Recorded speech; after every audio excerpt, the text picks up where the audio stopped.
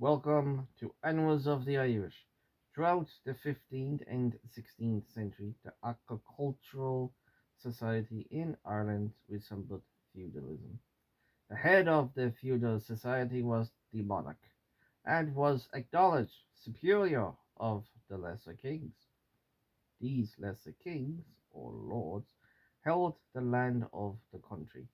The land of Gaelic Ireland was controlled by 4 or 5 lords who each possessed large tracts of land.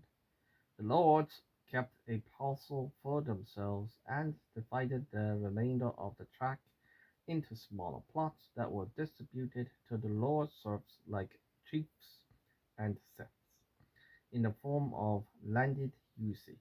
This term required the septs and chiefs to provide services to the lords and to pay dues. To maintain possession of their plots, the serfs had to assist the lords in the cultivation of their land, deliver a share of the produce from their own land to their lords, and give their services to the lords in time of war. During the reign of Henry VIII, England sought to end risks of rebellion. Henry laid down an all-important change on paper. All lands in Ireland, whether owned by the Gaelic Irish or the Gaelicised English, were to be surrendered to the Crown and then regranted, asserting unquestionable the Crown's claim to ultimate control over them. Ireland refused to surrender its land. However, with the accession of James I in 1603, the system of land ownership in Ireland changed dramatically. The feudal system was decimated by a series of confiscations that shifted the ownership of Irish land from the Gaelic people and their chieftains to the English. There was one purpose and policy in all the confiscations, settlements, plantations, and forfeitures carried out by the English, and that was to seize and own the land of Ireland. During the 17th century, England confiscated in excess of 3 million acres of land. These confiscations laid the groundwork for the land tenure and middleman systems that dominated the 18th and 19th centuries. Since the union with England in 1800, the English statesman hoped that everything would be changed in the country's political, social, and material conditions. A new era of prosperity and contentment would, it was said, now dawn upon Ireland. But under the middleman system, the large tract of land that was acquired by the English were let at a fixed rate. The middleman then sublet the property to the Irish. Because of this, the landlord rid himself or herself of responsibility and assured himself of a regular income, but the tenants were handed over to exploitation. Under the land tenure system, absentee landlords, which was 10,000 in the 1800s, rented small tracts of land to Irish peasants without the assistance of a middleman. The Irish could also obtain plots of land through 2 additional methods known as rundale and conacher. Rundale was rented in common and divided among a number of tenants, who received a small variety of plots of different qualities of soil.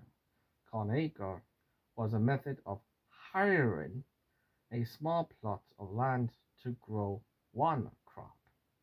All of these arrangements proved to be disastrous for Irish tenants.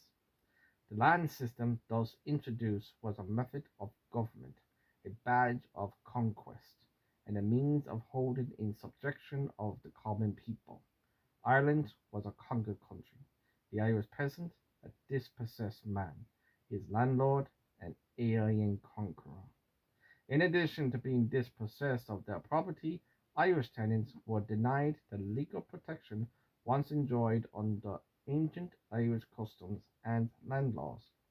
English land laws were imported into Ireland, and these laws pushed to their extreme the rights of landlords and conceded nothing to the occupiers in respect of their customary rights under the old Irish customs. Discussions about the land tenure were occurring in the British Parliament. Landlords and tenants' related rights and responsibilities in Ireland became intertwined with those in England. Tenants generally were not given leases.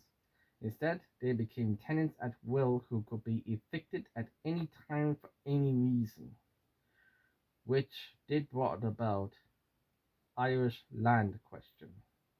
Additionally, tenants received no compensation for improvements made on the land during their tenancy and received no protection from rent increases or eviction.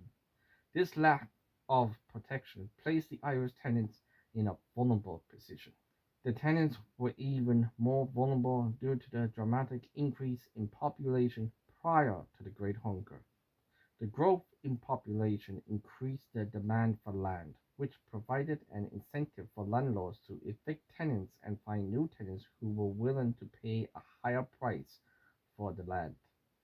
To capture the highest rent, landlords advertised for proposals and rented their property to the highest bidder. Thus, Ireland's lack of industrialization and growing population forced the Irish tenants to accept these harsh terms of tenancy and adopt to this system of land ownership, despite the injustice and inefficiencies produced by that system. Pre-Hunger Ireland had two distinguishing characteristics, both of which made the land tenure system central to the Irish people. The first was Ireland's reliance on agriculture. Ireland has always been and seems destined to remain a land of agriculture. Before the Great Hunger, Ireland was not highly industrialized, primarily because of its location and the lack of natural resources necessary for industrial development. Any semblance of industry that existed in 1845 was near collapse. Additionally, the percentage of the labor force in industry was declining prior to the Great Hunger. In 1821, 42.9% of Irish laborers were in industry. By 1841, this number had declined to 28.4%. Because of the lack of industrial job opportunities before the Great Hunger, the vast majority of the Irish population depended upon the land for their livelihood. The possession of a piece of land was literally the difference between life and death. Rapid population growth was the second distinguishing characteristic of pre-Hunger Ireland. The population in Ireland was increasing rapidly between 1760 and 1845.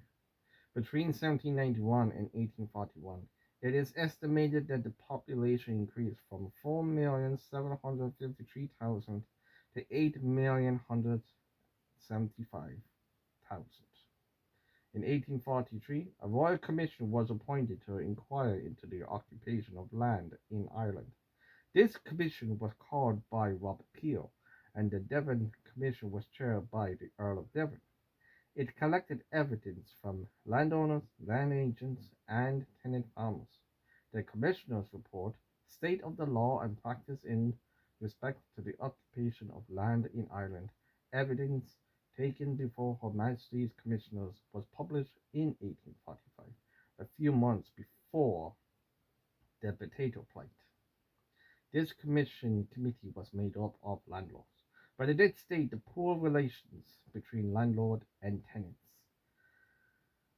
And I'll be talking about the Devon Commission on Wednesday.